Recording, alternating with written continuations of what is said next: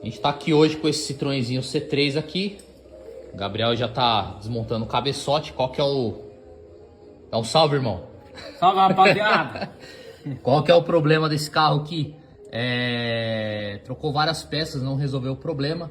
E aí coloquei o aparelho para medir vedação de válvula.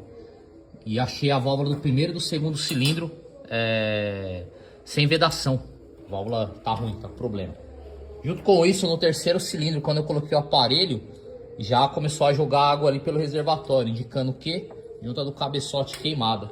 Então, está desmontando esse cabeçote aí, mandar para a retífica para fazer uma avaliação do que vai precisar certinho e também já está resolvendo o problema aí do cliente. Para ver que o aparelho não erra, olha só, já foi tirada a tampa, olha a situação.